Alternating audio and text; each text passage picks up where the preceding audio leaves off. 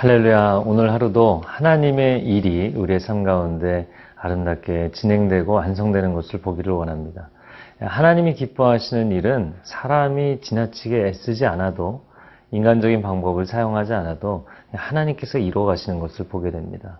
하나님이 기뻐하시는 일을 우리 삶 가운데 진행하면 필요한 사람들도 보내주시고, 필요한 재정도 세워주시고, 또 우리가 가야 할 길을 하나님 직접 이끌어 가시는 것들을 보게 되죠. 여러분의 삶 가운데 어떤 일들을 할 때 억지로 힘겹게 진행하는 것이 아니라 그 일을 하나님 기뻐하시기 때문에 아름답게 형통시켜 주시는 것을 경험하는 하루가 되기를 바랍니다. 오늘 함께 말씀을 묵상하며 그런 형통의 삶을 구하는 시간을 갖도록 하겠습니다.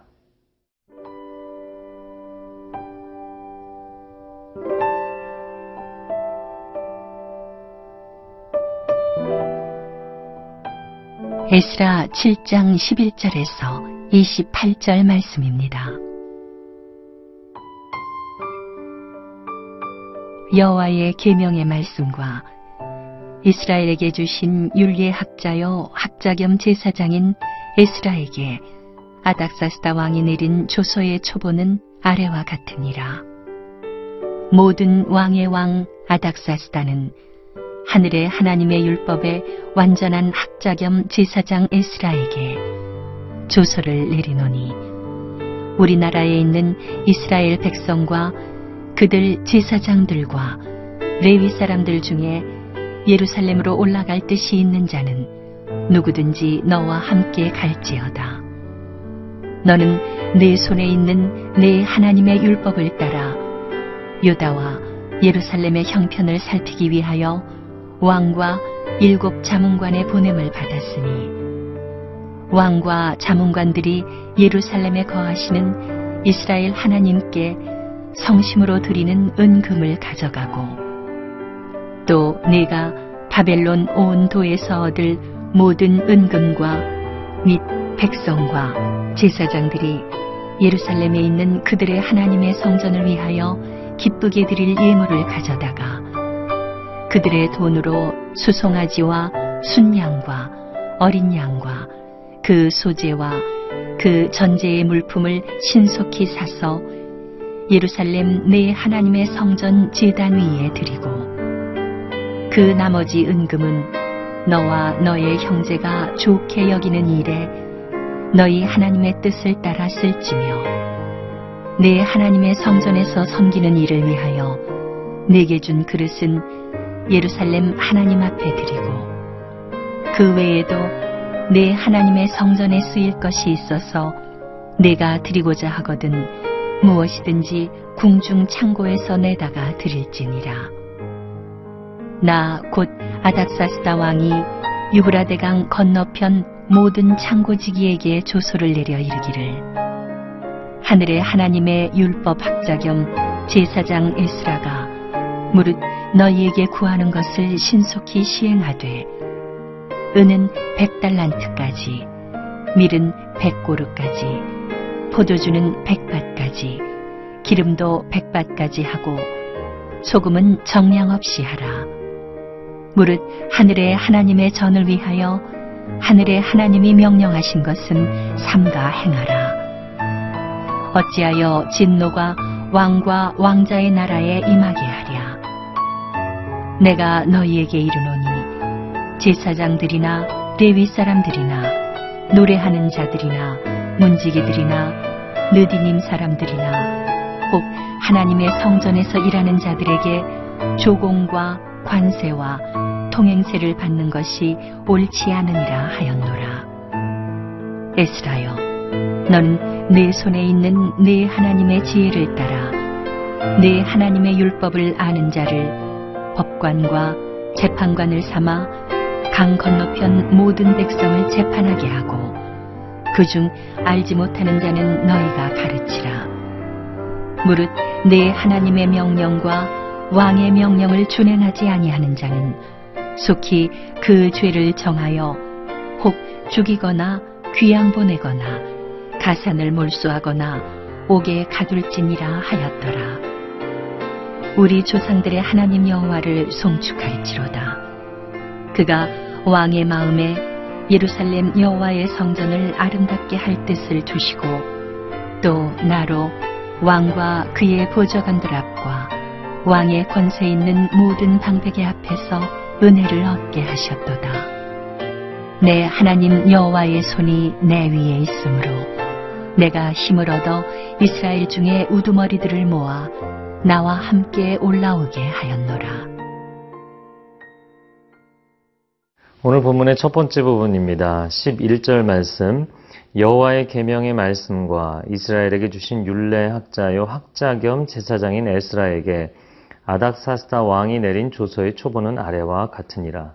12절, 모든 왕의 왕 아닥사스다는 하늘의 하나님의 율법의 완전한 학자 겸 제사장 에스라에게. 13절, 조서를 내리노니 우리나라에 있는 이스라엘 백성과 그들 제사장들과 레위 사람들 중에 예루살렘으로 올라갈 뜻이 있는 자는 누구든지 너와 함께 갈지어다.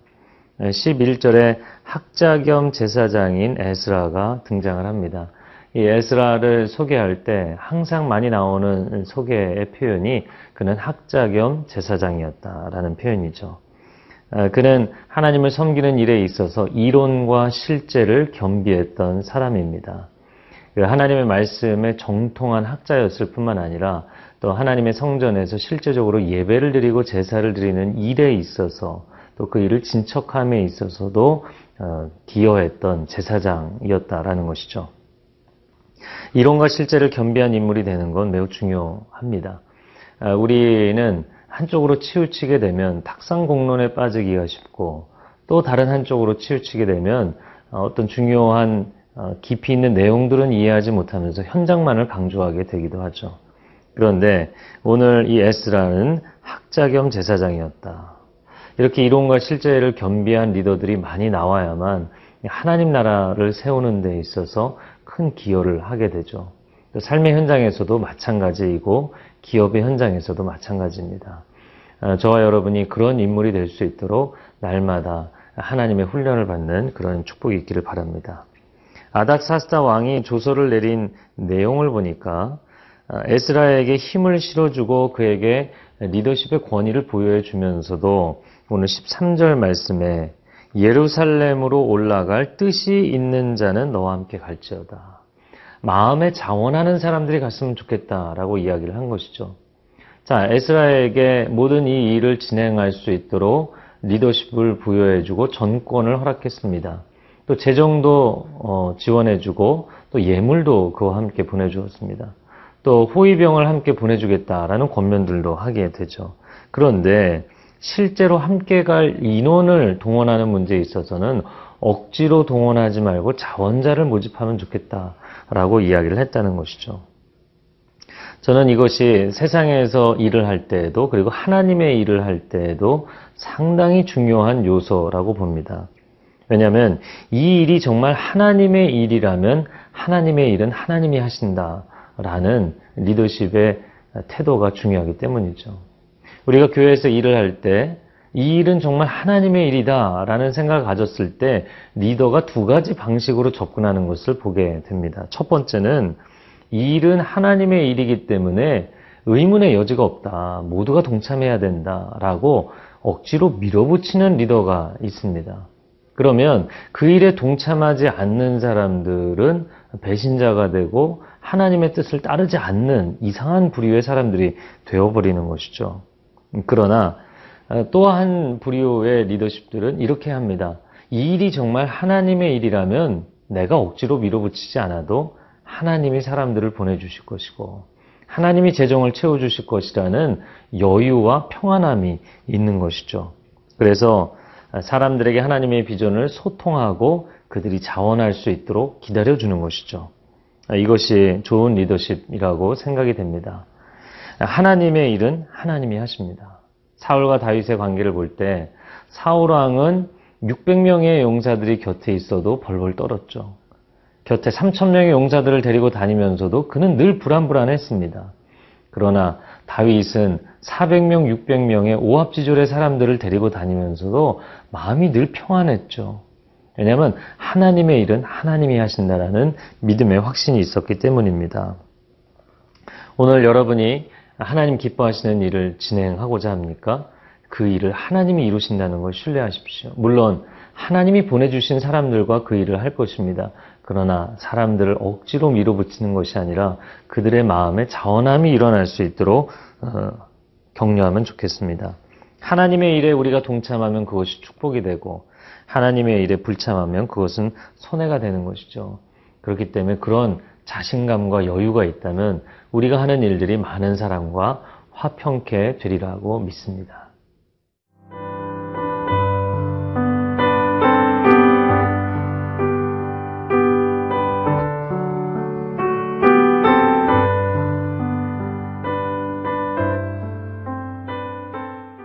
오늘 본문의 두 번째 부분입니다. 16절부터 보면 또 내가 바벨론 온도에서 얻을 모든 은금과 및 백성과 제사장들이 예루살렘에 있는 그들의 하나님의 성전을 위하여 기쁘게 드릴 예물을 가져다가 왕이 조서를 내리죠. 에스라를 리더로 세웠습니다. 그리고 우리가 앞부분에 보았던 것처럼 13절에서는 지원자들을 데리고 조직을 구성해서 가라. 그리고 오늘 본문의 말씀에는 이제 그들이 어떻게 재정을 충당할 것인가를 이야기합니다. 바벨론에서 은금을 가지고 갈 것이고 그리고 또한 그들이 하나님 앞에 예물을 드리게 될 것인데 유대 사람들이 하나님 앞에 예물을 드리게 될 것이다. 16절에 내가 바벨론 온도에서 얻을 모든 은금 그리고 백성과 제사장들이 기쁘게 드릴 예물. 바벨론 사람들도 재정을 출원할 것이고 또 함께 가는 유대 사람들도 재정을 출원하게 될 것입니다. 그래서 이 재정의 수입이 어디서 나오느냐를 이야기한 것이고요. 그 다음에는 지출을 어디에 할 것이냐. 17절 이하의 말씀에 보면 성전 재물과 물품을 구입하는데 그 재정을 지출해라 이야기합니다. 그리고 20절 말씀에 보면 그 외에도 내 하나님의 성전에 쓰일 것이 있어서 내가 드리고자 하거든 무엇이든지 궁중 창고에서 내다가 드릴지니라. 그 외에 내가 얘기한 것 외에 지출 항목이 생긴다면 추경 예산을 사용해도 좋다. 그것은 궁중 창고에서 내어주겠다라고 이야기를 합니다. 근데 여기서 이 재정 계획이 끝나지 않습니다. 수입과 지출에 대한 이야기를 하고 추경 예산에 대한 이야기를 하더니 그 뒤에는 보조 계획까지 이야기를 합니다. 그것은 21절에 나 곧 아닥사스다 왕이 유브라데강 건너편 모든 창고지기에게 조서를 내려 이르기를 하늘의 하나님의 율법 학자 겸 제사장 에스라가 물은 너희에게 구하는 것을 신속히 시행하라. 만약에 부족한 부분이 있다면 유브라데강 건너편의 창고에서도 그것을 재정 출원을 할 수 있도록 해주겠다라고 이야기를 하죠. 그리고 23절에 보면 하늘의 하나님이 명령하신 것은 삼가 행하라. 어찌하여 진노가 왕과 왕자의 나라에 임하게 하랴. 그래서 예상되는 결과는 무엇이냐. 이 나라에 이 제국에 평화가 임할 것이다 라는 것이죠. 24절 하반절에 보면 조공과 관세와 통행세를 받는 것이 옳지 않다. 하나님의 성전을 위해서 일하는 사람들, 즉 제사장들 그리고 그 무리들에게 면세 특권을 주고자 하는 시행세칙까지 이야기를 합니다. 저는 이 모든 스토리와 과정을 보면서 참 이 대제국의 왕은 아무나 하는 것이 아니구나. 이런 자세한 리더를 어떻게 세우고 조직을 어떻게 세우고 재정의 수입과 지출을 어떻게 할 것인지 또 그 지출하는 항목이 많아지면 어떻게 추경을 하고 또 재정을 충당할 것인지 아주 세세한 부분까지 그 실행 계획들을 자세하게 세우는 훌륭한 리더였던 것을 보게 됩니다. 그러면 이 모든 것을 무엇을 위해서 하는가? 25절과 26절에 에스라여 너는 내 손에 있는 내 하나님의 지혜를 따라 내 하나님의 율법을 아는 자를 법관과 재판관을 삼아 강 건너편 모든 백성을 재판하게 하고 그중 알지 못하는 자는 너희가 가르치라. 26절 물은 내 하나님의 명령과 왕의 명령을 준행하지 아니하는 자는 속히 그 죄를 정하여라.